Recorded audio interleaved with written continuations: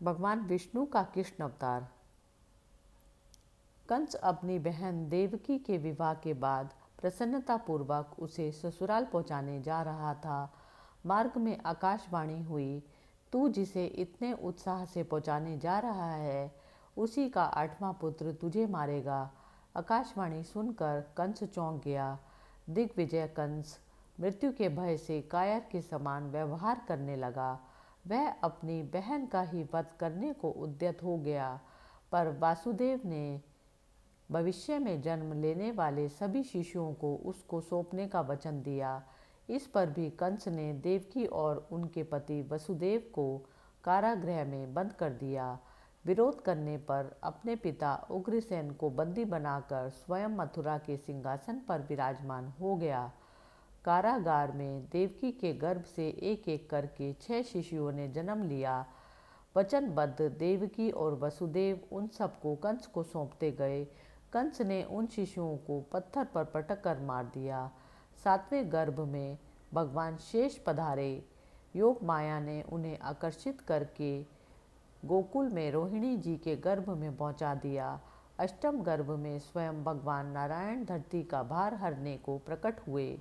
कंस के कारागार में भाद्र कृष्ण अष्टमी तिथि को अर्धरात्रि के समय चंद्रोदय के साथ ही भगवान का प्राकट्य हुआ। भगवत कृपा से सभी बाधाओं को पार करके वसुदेव जी शिशु को गोकुल जाकर नंद जी के घर रख आए। कंस को मिली यशोदा की योग माया रूपी कन्या, और जब कंस उन्हें शिला पर पटकने जा रहा था तब वह कन्या अष्टभुजा रूप धारण करके बोली, तुझे मारने वाला तो जन्म ले चुका है। अपने गुप्तचरों से पता लगाकर कंस उस शिशु को मारने के प्रयत्न में लगा रहा। उसी क्रम में पूतना, शक्टासुर, वात्य चक्र आदि श्री कृष्ण के हाथों सदगति पा गए। भगवान की बाल लीला चलती रही और बहुत कुछ बड़े होने तक माता यशोदा ने एक दिन जब परेशान होकर उन्हें उखल से बांध दिया, तब श्री कृष्ण ने श्राप से वृक्ष योनि को प्राप्त हुए यमलार्जुन का उद्धार किया। किंतु उन विशाल वृक्षों के गिरने से गोप शंकित हो गए और गोकुल छोड़कर वृंदावन जा बसे। जब कृष्ण थोड़े और बड़े हुए तब गो बालक बनकर कंस के भेजे हुए अनेक राक्षसों जैसे बकासुर, वत्सासुर, प्रलंब, धेनुक, अघासुर, व्योमासुर आदि का वध किया। उन्होंने कालिया नाग के त्रास से यमुना जी की रक्षा की और यमुना के जल को निर्मल किया। इंद्र के कोप से जब महावृष्टि आरंभ हुई तब उन्होंने गोवर्धन पर्वत को 7 दिनों तक अपनी एक उंगली पर उठाकर ब्रजवासियों की रक्षा की और इंद्र के दर्प का नाश किया।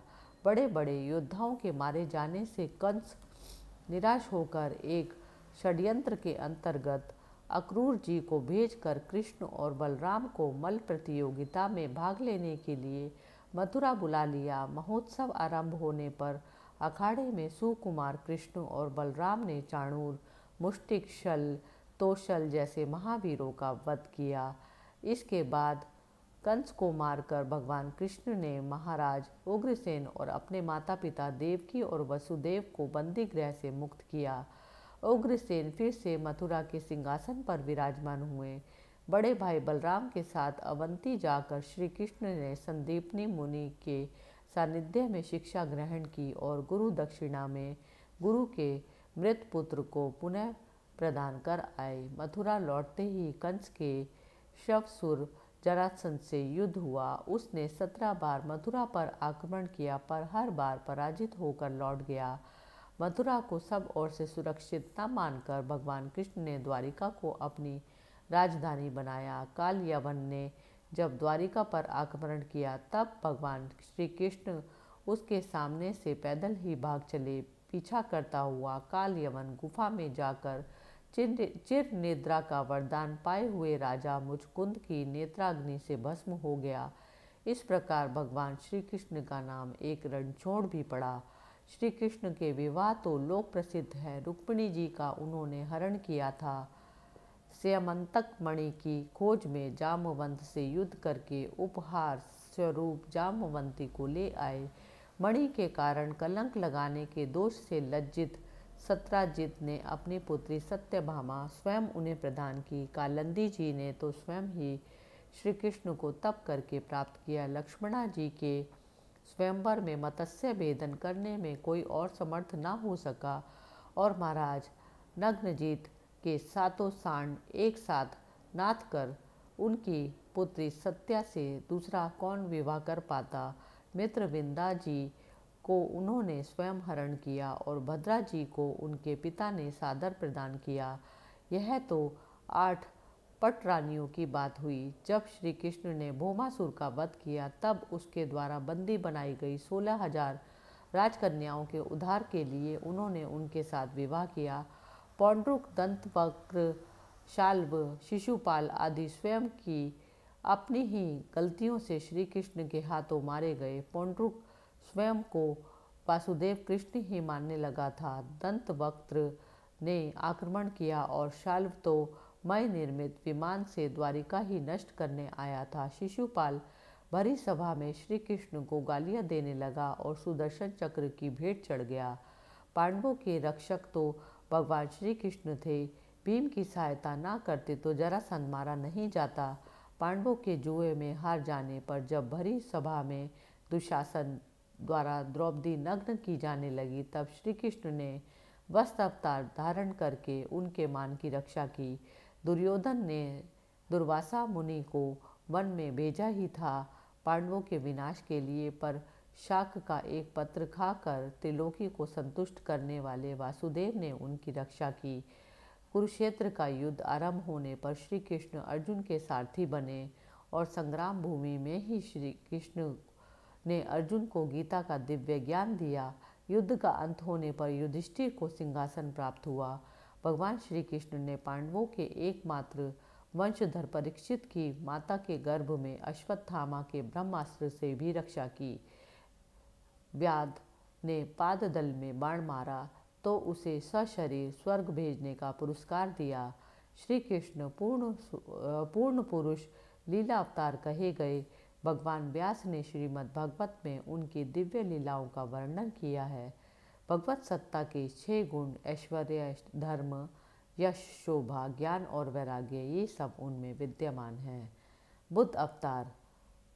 बुद्ध धर्म के प्रवर्तक गौतम बुद्ध को ही भगवान विष्णु का अवतार माना जाता है, पर पुराणों में वर्णित भगवान बुद्ध देव का जन्म गया के समीप कीकट देश में हुआ था। उनके पुण्यात्मक पिता का नाम अजन बताया गया है।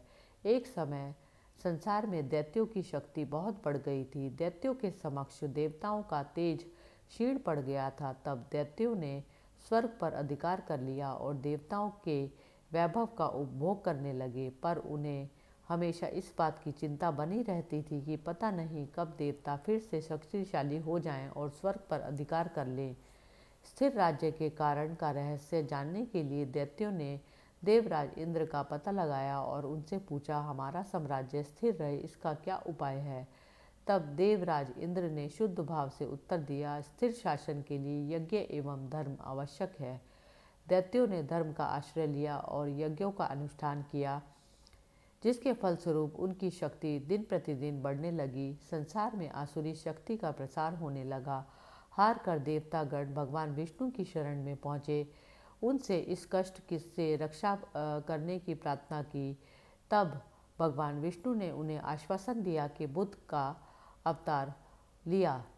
भगवान बुद्ध के हाथ में हमेशा एक झाड़ू होती है और वे मार्ग को बुहारते हुए उस पर चरण रखते हैं। इस प्रकार भगवान बुद्ध दैत्यों के पास पहुँचे और उन्हें उपदेश दिया, यज्ञ करना पाप है, यज्ञ से जीव हिंसा होती है, यज्ञ की प्रज्वलित अग्नि में ही कितने सारे जीव भस्म हो जाते हैं। देखो, मैं भी जीव हिंसा से बचने के लिए कितना प्रयत्नशील रहता हूँ।